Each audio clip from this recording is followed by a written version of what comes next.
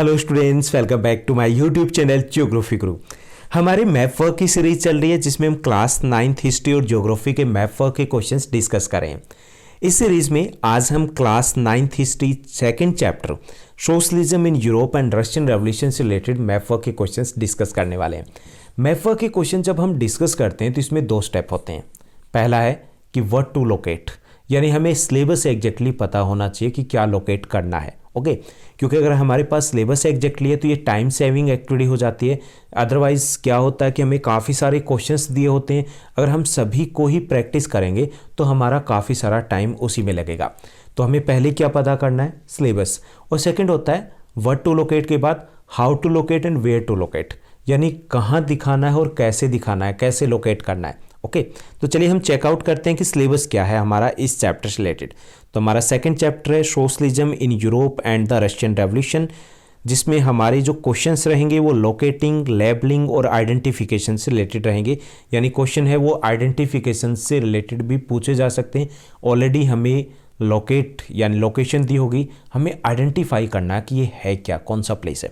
तो यहाँ पे हमारे पास जो क्वेश्चन है काफ़ी इजी है ये चैप्टर भी मैप वर्क के लिए। Major countries of first world war हमें लोकेट करनी है।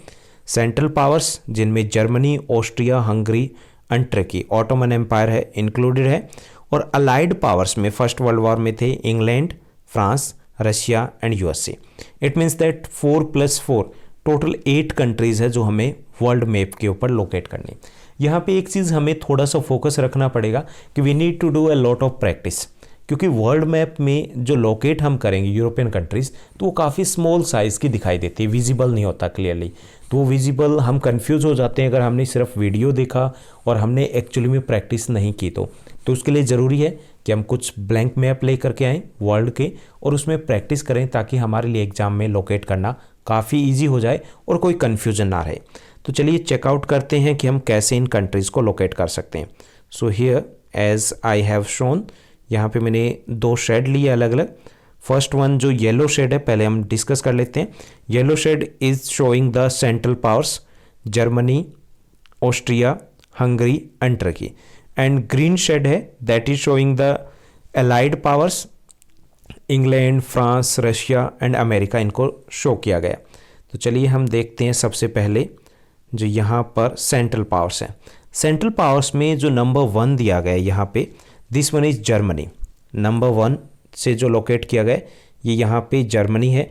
उसके बाद जर्मनी के बिल्कुल साउथ में नंबर 2 है, it is not clearly visible, क्योंकि वर्ल्ड मैप में भी ऐसा ही होने वाला आपके साथ। तो बिल्कुल स्मॉल साइज में दिया गया, दैट वन इज ऑस्ट्रिया। उसके बाद नंबर 3 है, this one is the Hungary. Austria Hungary जो उस वक्त एक ही नेशन था, लेकिन nowadays these are the 2 separate country.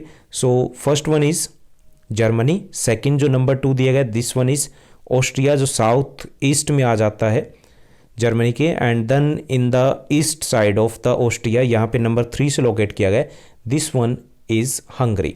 Fourth one is the Turkey Ottoman Empire. तो ये थी सेंट्रल पावर्स। ओके, उसके बाद अगर हम अलाइड पावर्स की बात करें, this one is Britain, England. Okay, England. And second one number 2 के साथ जो लोकेट किया गया, शो किया गया, दिस वन इज फ्रांस जो नेबरिंग कंट्री है जर्मनी का है। Third one is the Russia, USSR, farmer USSR कह सकते हैं उस टाइम में। And fourth one is the USA, United states of America. तो ये कंट्रीज रहेंगे again Germany, Austria, Hungary and Turkey. अगर हम अलाइड पावर्स में देखें, first one is England, second one France, third one is Russia, farmer USSR and USA.